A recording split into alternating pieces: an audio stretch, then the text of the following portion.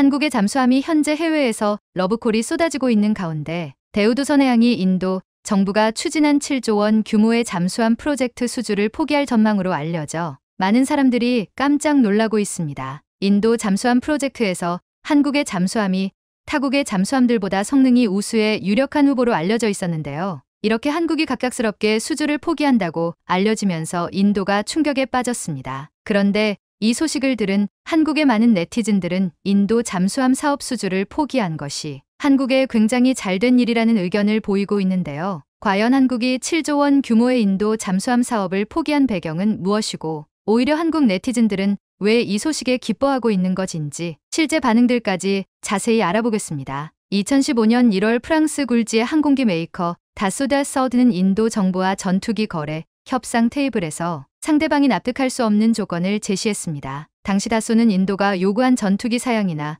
구매 조건과는 동떨어진 엉뚱한 제안을 들고 나왔는데요. 견적서에 제시한 금액도 인도 측 조건의 2배에 달하는 수준이었습니다. 사실상 판을 엎겠다는 뜻이었습니다. 당시 인도는 MMRCAM Medium Multi-Role Combat Aircraft 프로그램을 진행해 세계 전투기 메이커 사이에서 큰손으로 떠올랐습니다. 인도가 사업 공고 당시 밝힌 전투기 도입 규모는 총 126대의 옵션 물량 63대까지 합하면 총 189대의 엄청난 물량에 달하면서 주목을 받았었습니다. 그래서 전 세계 모든 전투기 제조사들이 달려들어 인도 사업을 따내기 위해 혈안이 되어 있었는데요. 결국 프랑스 다소의 라팔이 2011년 최종 승자가 됐습니다. 그런데 우선 협상 대상자 지정 후 인도와 프랑스는 4년 넘게 협상을 질질 끌다 2015년 4월 결국 협상 결렬 사업 파기를 선언하고 돌아섰습니다. 다소는 무슨 이유로 이 사업 수주를 걷어찬 것일까요? 협상 테이블에서 비상식적인 조건을 들이밀기 시작한 것은 다름 아닌 인도였습니다. 우선 협상 대상자로 지정된 다소의 전투기 126대 중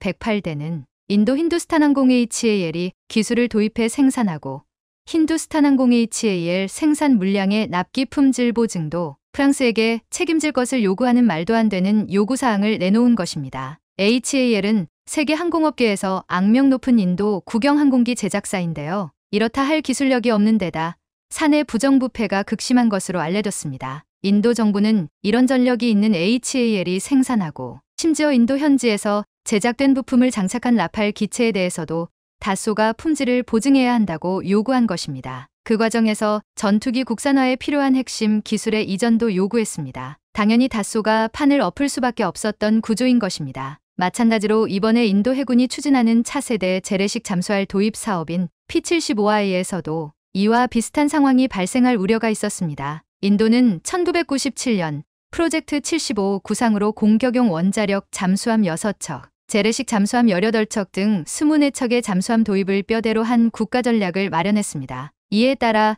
2014년부터 재래식 잠수할 도입 사업 1단계로 프랑스 나발그룹 네버 그룹의 스콜펜급 잠수함 6척 기술 도입 사업 형태를 인도에서 건조 중입니다. 대우조선해양이 참여한 것은 해당 사업의 후속 물량 6척 수주전인데요. 인도는 요구사항으로 수중에서 오랜 기간 작전할 수 있는 공기무료 추진 체계 AIP 시스템을 탑재한 잠수함을 요구하고 있습니다. AIP 기술이 탑재된 재래식 잠수함은 물 밖으로 나와 디젤 엔진을 재가동할 필요 없이 동력을 얻어 잠항기간을 3배가량 늘릴 수 있습니다. 잠수함 6척을 건조하는 비용으로 약 7조 원의 예산을 책정했는데요. 사업 규모가 워낙 크다 보니 세계 유수 잠수함 메이커들이 사업에 모두 참여했습니다. 먼저 1차 사업을 수주한 프랑스 나발그룹이 쇼트핀 바라쿠다 블록이레이 모델을 제안했고 독일 티센크루프 마린 시스템은 216형, 218형 잠수함을 제시했습니다. 그리고 스페인 나반티아는 자국 해군에 납품한 S80 모델을, 러시아 국영무기 수출업체 로소보넥소퍼트는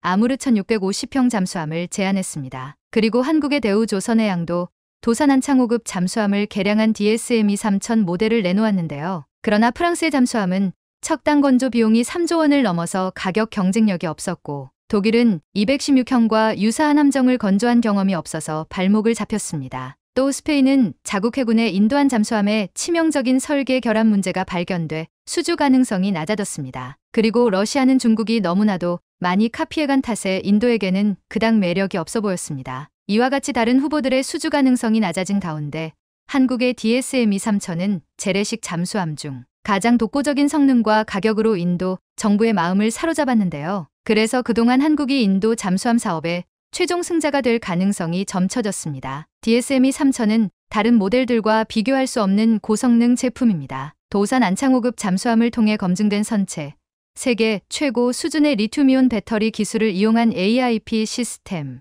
경쟁 모델 중 유일한 수직 발사관 모듈을 갖춘 재래식 잠수함계의 명품입니다. 인도는 P-75I 잠수함의 수직 발사관을 탑재해 자국산 브라모스 초음속 대함 미사일을 운용할 것을 검토하고 있는데요. 이를 충족할 모델은 SLBM 탑재 설계를 완료한 DSME-3000이 유일합니다. 인도 측이 제시한 척당 1조 원 정도의 가격을 맞추면서 이처럼 높은 사양을 갖추기란 쉽지 않은데 한국이 이를 입증해내면서 전 세계군 전문가들을 놀라게 했는데요. 특히나 최근 한국은 AIP 성능을 기존 대비 30% 극대화시킬 수 있는 디젤 계질 촉매 개발까지 성공하며 원잠을 갖지 못한 국가들에게 최고의 잠수함으로 평가받고 있습니다. 그래서 호주도 원잠을 도입하기 전에 한국 잠수함 구매 추진을 서두르고 있는 것인데요. 그런데 최근 인도 잠수함 사업에 큰 위기가 닥쳤습니다. 인도 정부가 너무 무리한 조건을 내세우면서 하나둘씩 사업을 떠나며 사업 자체가 좌초될 위기에 놓였습니다. 이제 유력한 후보인 한국을 비롯해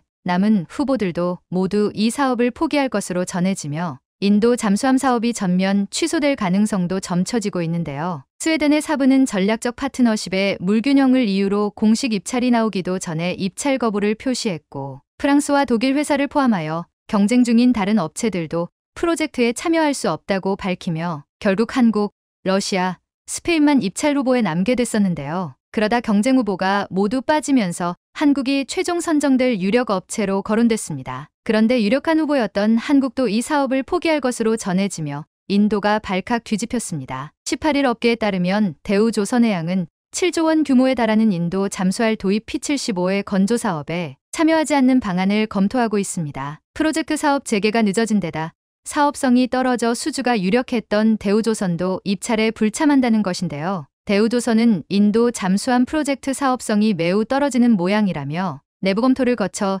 사실상 더 이상 입찰에 참여하지 않을 걸로 보인다고 말했습니다. 특히 문제는 계약 조건과 관련해서 인도가 상당한 기술 이전을 요구했으며 기술 이전에 관한 상세 규정도 구체화되지 않았다는 점이 문제였습니다. 이번 사업은 인도 정부가 추진 중인 메이드 인 인디아 메이 인 인디아 인도 제조업 육성 정책에 포함되는 사업으로 해외 협력업체 선정 후 해당 업체가 인도 국내 조선소와 파트너십을 체결하고 인도 현지에서 기술 이전 방식으로 잠수할 6척을 건조하는 순서로 이뤄지게 되는데요. 인도는 이 과정에서 상당한 수준의 부품 국산화를 요구하고 있는데 AIP 등 첨단 기술의 60% 이상을 인도 조선업체에 이전해달라고 주장하고 있습니다. 한국이 도산 안창호급 잠수함 개발 과정에서 구현한 국산화율이 76% 수준인 것을 감안하면 사실상 국내 잠수함 기술을 전부 이전하라는 요구에 가까운데요. 향후 인도가 세계 잠수함 시장에서 한국의 경쟁자가 될 수 있다는 점을 감안하면 쉽게 수용하기 어려운 조건입니다. 게다가 품질 보증에 관한 계약 부분도 면밀히 살펴야 하는데요. 이전에 프랑스에게 갑질을 했던 것처럼 인도는 자국산 부품을 사용해 인도에서 건조하는 인도산 잠수함에 대해서도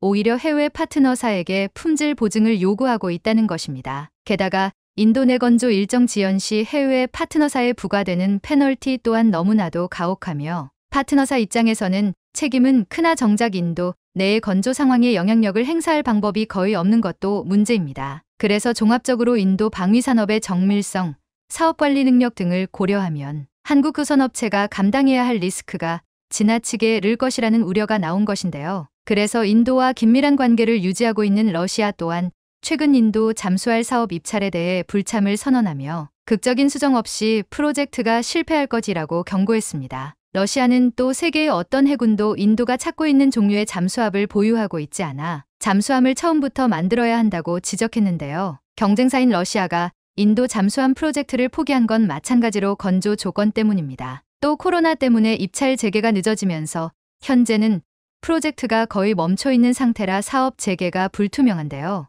해당 사업은 지난 4월 입찰을 시작할 예정이었으나 인도 내 코로나 확산 여파로 지연되다 작업 재개가 늦어졌습니다. 앞서 인도 국방부는 이 사업의 제안 요청 RFP 답변 제출 기한을 12월 말로 연장했으나 이에 응할 업체는 전무할 것으로 보입니다. 한 군사 전문가는 국내 군수업체가 해외에서 아무리 대규모 사업을 수주해도 첨단 군사기술을 외국 조선업체에 고스란히 넘기는 것은 자살행위라며 마치 첨단 IT 기술을 해외 업체로부터 카피 혹은 해킹한 후 세계 IT 시장에서 저가 공세로 해외 시장을 빼앗아가고 있는 중국이 대표적인 예라고 설명했습니다. 그리고 국내 네티즌들도 이런 무모한 사업은 당장 포기하는 것이 맞다는 의견을 보이고 있습니다. 인도의 조건이 너무 무리였어요. 상당히 걱정하고 있었는데 다행입니다. 정말 독이 든 성배를 피했네요. 항상 이런 계약은 주의해야 합니다. 잘했네요. 인도뿐 아니라 어떤 거래에서도 넘지 말아야 할 선은 있다. 국익을 잃지 않는 합리적 선이 잘 지켜지길.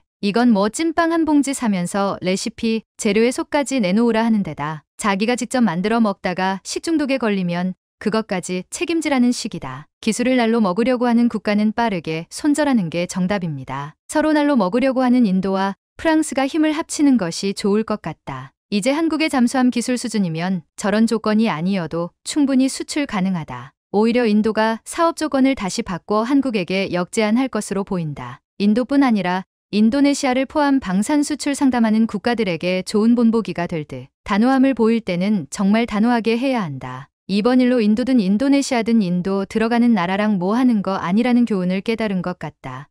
등 인도 잠수함 사업 취소에 대해 잘한 일이라는 의견들이 이어지고 있습니다. 오는 10월 1일 국군의 날을 앞두고 펼쳐지는 기념행사에 엄청난 한국산 무기들이 등장할 것으로 예상되면서 큰 기대를 모으고 있습니다. 건군 75주년 국군의 날 기념행사가 오는 26일 서울 한복판에서 열리는데 서울 숭례문과 광화문 일대에서 시가행진이 펼쳐집니다. 여기에 괴물미사일이라 불리는 현무호 가처음으로 일반에 공개되고 장거리 지대공 미사일 LSAM도 실물로 대중에게 처음으로 선보일 예정입니다. 그런데 지금 이보다 가장 기대를 모으면서 보는 순간 감격스러울 것이라고 말하는 장면은 한국이 처음으로 만든 한국형 전투기 KF-21이 상공을 나는 모습을 국민들이 보는 순간입니다. KF-21은 아직 개발이 완료되지 않았지만 국군의 날 축하 비행에 등장할 예정입니다. 공군이 선보이는 공중분열의 KF-21이 선두에 선다고 했습니다. 그 뒤로 F-35A, FA-50 등 6종의 21대의 전투기가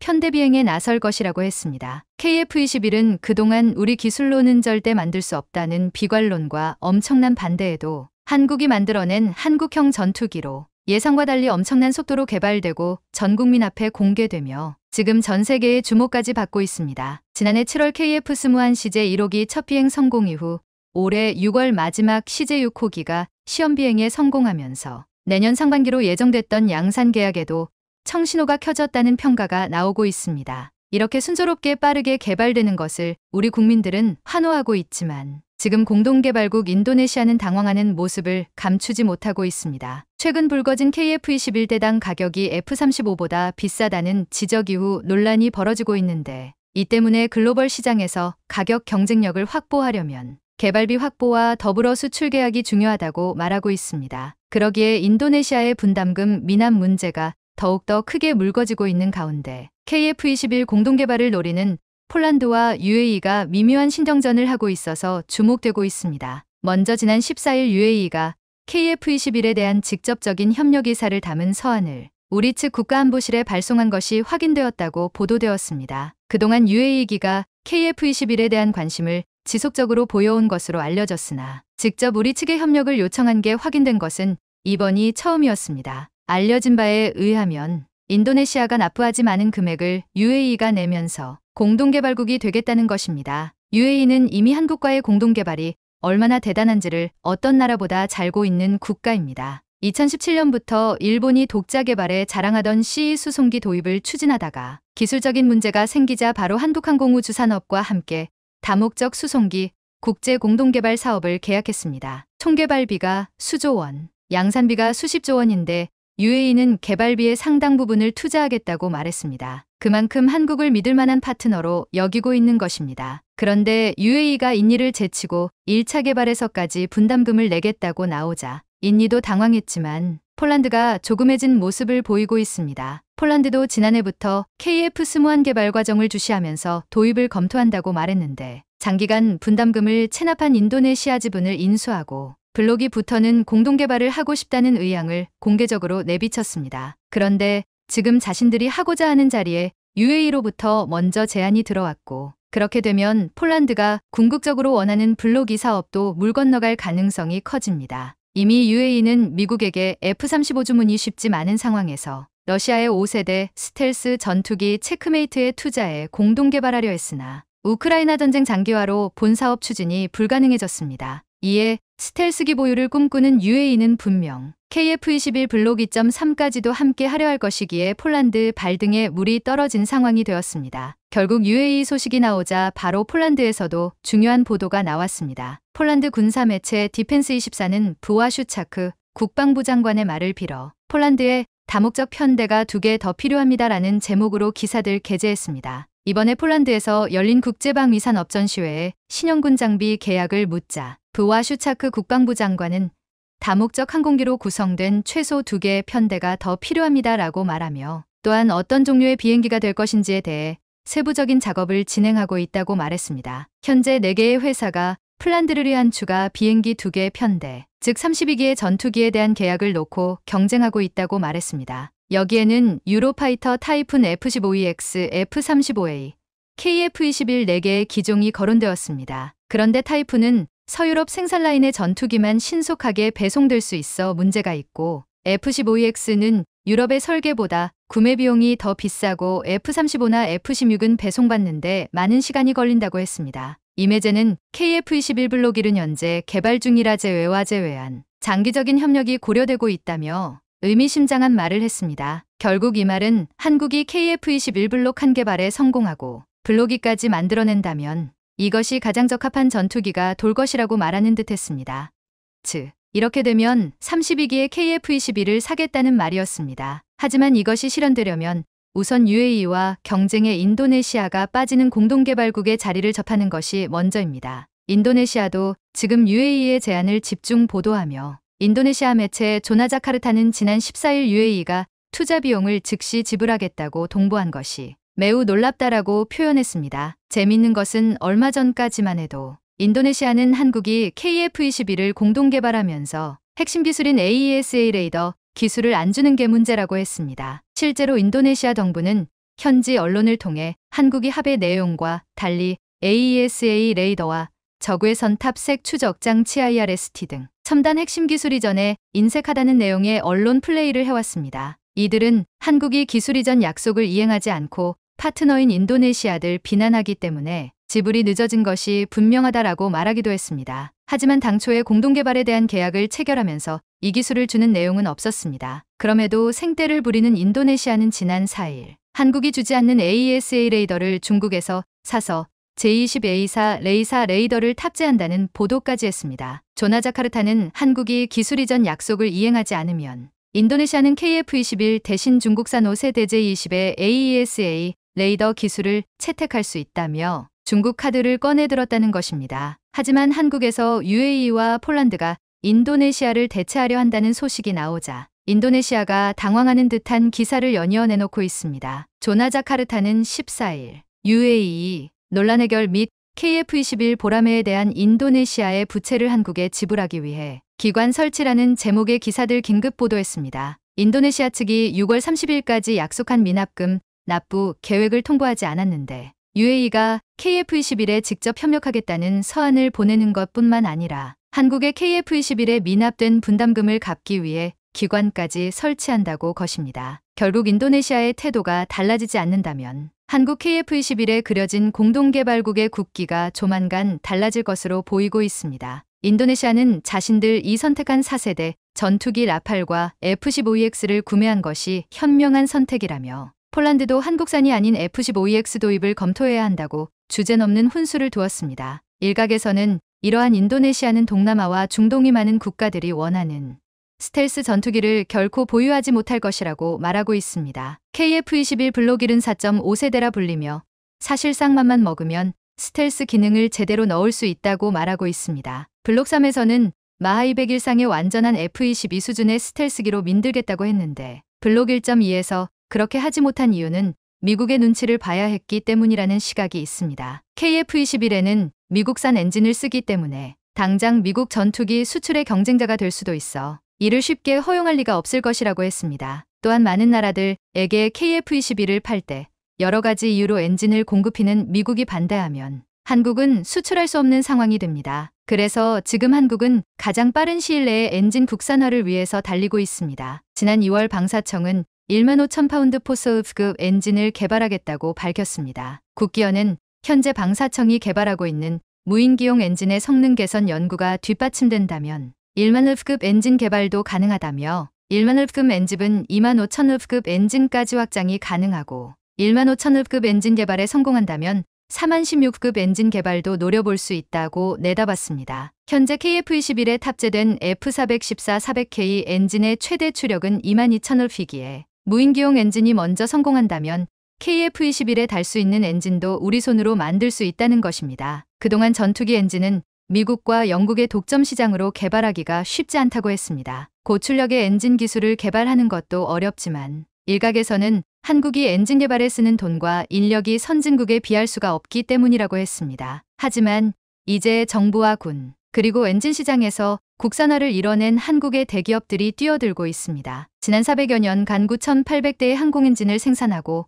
누리호 엔진을 전량 담당했던 한화에어로스페이스가 항공엔진 핵심 소재 국산화에 나섰습니다. 한화는 지금 KF-21의 심장 미국산 F414 엔진을 생산하고 있는데 이를 통해 앞으로 KF-21에 들어가는 한국산 엔진 개발까지 하겠다는 것입니다. 또한 발전용 가스터빈 국산화에 성공한 두산에너지빌리티가 사업 영역을 확장해 항공용 가스터빈 엔진에 도전하고 있습니다. 먼저 무인기 가오리에 들어갈 항공용 가스터빈 엔진이 목표인데 이것이 성공하면 유인기까지 노림 전망입니다. 미국은 지난 2015년 한국이 KF-21을 만든다고 하자 핵심 4개의 기술은 줄 수 없다고 했습니다. 한국은 불과 7년 만에 이를 해냈습니다. 미국 로키드 마틴 기술자들은 한국의 KF-21 개발에 처음에는 실현이 어려운 프로그램이라고 말했다가 한국에 와서 조립 공장 현장을 보고서는 미라클이라고 했습니다. 한국의 전투기 개발 과정을 보는 폴란드를 비롯한 중동과 동남아 나라들은 과거 한국이 전투기 엔진을 못 만들었던 이유를 한국이 아직 제대로 시작하지 않아서라고 말하고 있습니다. 이제 한국은 전투기 엔진 개발을 시작했습니다.